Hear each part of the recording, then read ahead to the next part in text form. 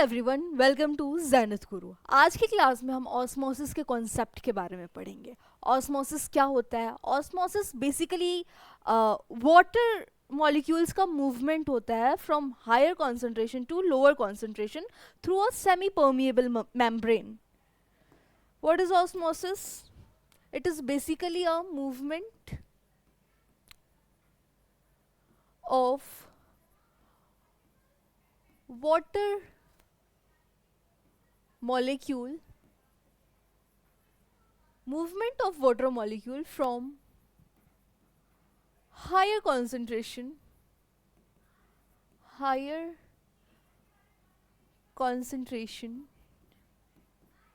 to lower concentration.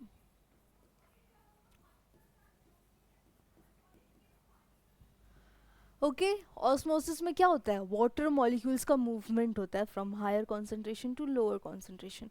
अब ये जो ऑस्मोसिस का प्रोसेस है वो 3 सॉल्यूशंस के अंदर होता है बेसिकली। बट इन 3 सॉल्यूशंस को जानने से पहले हम जानते हैं सॉल्यूशन क्या होता है। बेटा, सॉल्यूशन बेसिकली सॉल्यूट और सॉल्वेंट से मिलके बना होता है। सॉल्यूशन ये बेसिकली सॉल्यूट प्लस सॉल्वेंट से मिलके बना होता है, और ये सॉल्यूट जो है वो कम अमाउंट में होता है, in less amount. Solute basically less होता है। फॉर एग्जाम्पल, अगर हम शुगर वाटर का सॉल्यूशन देखें या फिर सॉल्ट वाटर का सॉल्यूशन देखें, तो इन सॉल्यूशंस में जो सॉल्ट हैं, जो शुगर हैं, वो सॉल्यूट हैं, ठीक है। और सॉल्वेंट क्या है? जिस सॉल्यूशन में अच्छा, शुगर सॉल्यूशन में शुगर जो है वो सॉल्यूट है। सॉल्वेंट क्या है? उसमें वाटर है। यूजुअली वाटर को हम यूनिवर्सल सॉल्वेंट कंसिडर करते हैं। वाटर इज कंसिडर्ड एज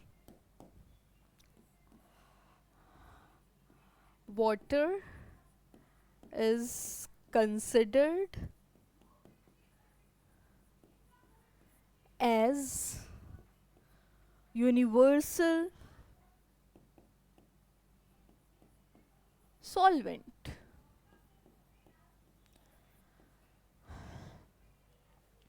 ठीक है। अब ये जो सॉल्यूशन होता है ना, ये 3 तरीके के होते हैं, और इन 3 तरीके के सॉल्यूशंस में ऑस्मोसिस का प्रोसेस कैसे होता है, वाटर का मूवमेंट कैसे होता है, ये हम देखेंगे। ठीक है। नाउ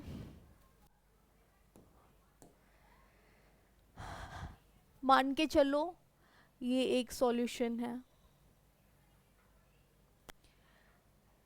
ये दूसरा सॉल्यूशन है, और ये तीसरा सॉल्यूशन है। ओके। और इन तीनों सॉल्यूशन में क्या है? सेल है। कोई एक सेल है, ठीक है। इन तीनों सॉल्यूशन में क्या है? सेल है। अरे, हमने तो सॉल्यूशन बनाया ही नहीं।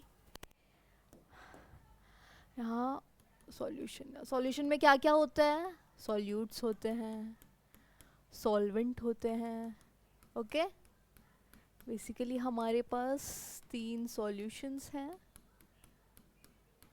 Okay. Solution A, solution B and solution सी।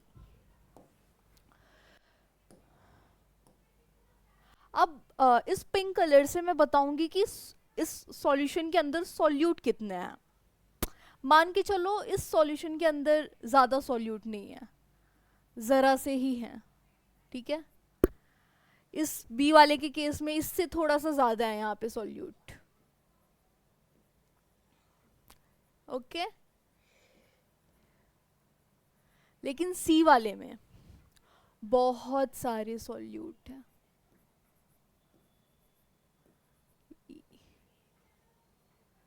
बहुत सारे सॉल्यूट हैं। ओके।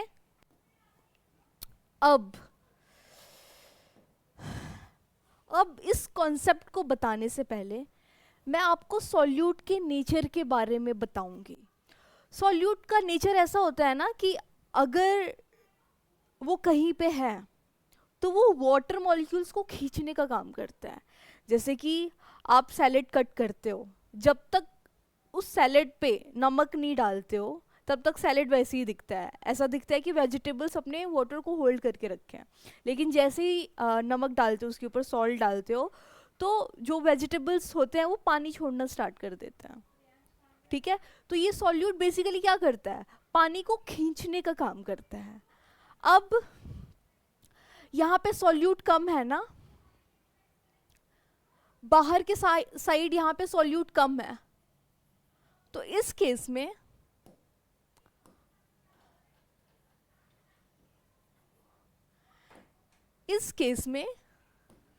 इस सॉल्यूशन का जो नाम होगा क्या होगा, हाइपोटोनिक। हाइपोटोनिक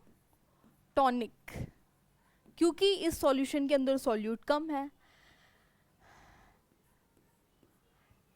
इस सॉल्यूशन के अंदर सॉल्यूट कम है एज कंपेयर टू सेल के अंदर। सेल के अंदर जितना सॉल्यूट है अगर उससे हम कंपेयर करें तो इस सॉल्यूशन में क्या है, सॉल्यूट कम है।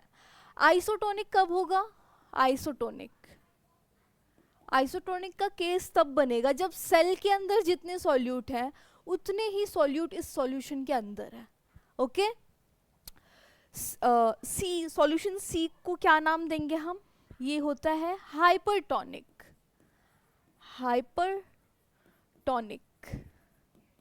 अब इसमें क्या होता है कि सेल के अंदर जितने सॉल्यूट है ना उससे ज़्यादा सॉल्यूट इस सॉल्यूशन के अंदर होता है। अब मैंने सॉल्यूट के नेचर के बारे में क्या बताया कि वो वाटर मॉलिक्यूल्स को खींचने का काम करता है। अब हमने देखा कि यहाँ पे सेल के अंदर ज़्यादा सॉल्यूट है।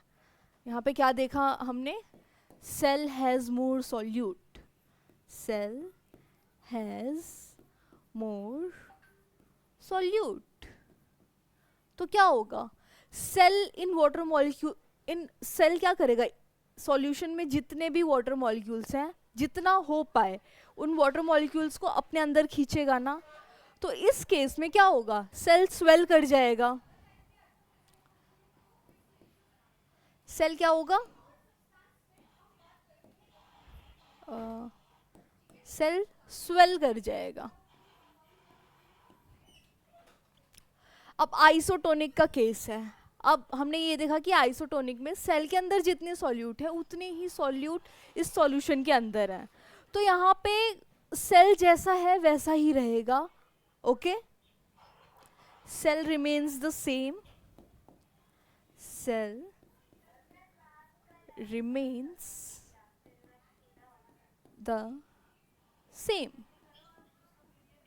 ओके, अब हाइपरटोनिक सॉल्यूशन के अंदर क्या होता है कि इस सॉल्यूशन के अंदर जो सॉल्यूट है इस सेल के सॉल्यूट से ज़्यादा है। अगर बाहर सॉल्यूट ज़्यादा है तो इस सेल से सॉल्यूट खींचेंगे ना, तो क्या होगा, ये सेल जो है वो श्रिंक कर जाएगा। यहाँ पे क्या है, cell has less solute than solution. इस केस में क्या होगा, सेल श्रिंक कर जाएगा, सेल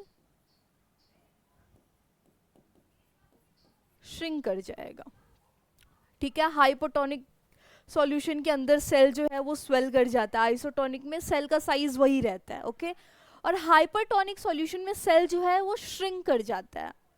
ओके, तो बेसिकली वाटर का मूवमेंट कुछ ऐसा होता है। वाटर का मूवमेंट किस पे डिपेंड करता है, सॉल्यूट के कॉन्सेंट्रेशन पे डिपेंड करता है। ओके, अब अगर इस प्रोसेस का हम नाम देखें, इस प्रोसेस को हम क्या कहते हैं, इस प्रोसेस को हम कहते हैं एंडोसाइटोसिस, क्योंकि वाटर मॉलिक्यूल सेल के अंदर आ रहा है ना, तो इसे हम कहते हैं साइटोसिस। ओके, अब यहाँ पे क्या हो रहा है, सेल के अंदर जो वाटर मॉलिक्यूल है, जो भी वाटर कंटेंट है, वो सॉल्यूशन के अंदर जा रहा है और सेल क्या हो रहा है, श्रिंक कर जा रहा है। तो इस प्रोसेस को हम क्या कहेंगे, एक्सोसाइटोसिस। एक्सोसाइटोसिस।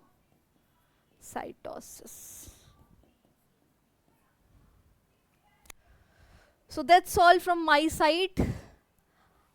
आप लोग याद रखना, ऑस्मोसिस क्या होता है, सॉल्यूशन सॉल्यूट और सॉल्वेंट से मिलके बना होता है, ठीक है। वाटर जो है वो उसे हम यूनिवर्सल सॉल्वेंट कहते हैं। और यह ऑस्मोसिस का प्रोसेस 3 सॉल्यूशंस के अंदर होता है, hypotonic, isotonic and hypertonic. Hypotonic में क्या होगा, हाइपोटोनिक में हाइपोटोनिक सॉल्यूशन में जितने भी सॉल्यूट होंगे वो सेल के सॉल्यूट से कम होंगे, इसमें बराबर होंगे और इसमें ज़्यादा होंगे। तो according to the concentration of solute water का मूवमेंट होगा और हमें रिजल्ट्स कैसे देखने मिलेंगे, या तो सेल स्वेल कर जाएगा, या तो श्रिंक कर जाएगा, या तो सेम साइज का रहेगा। Okay, thank you.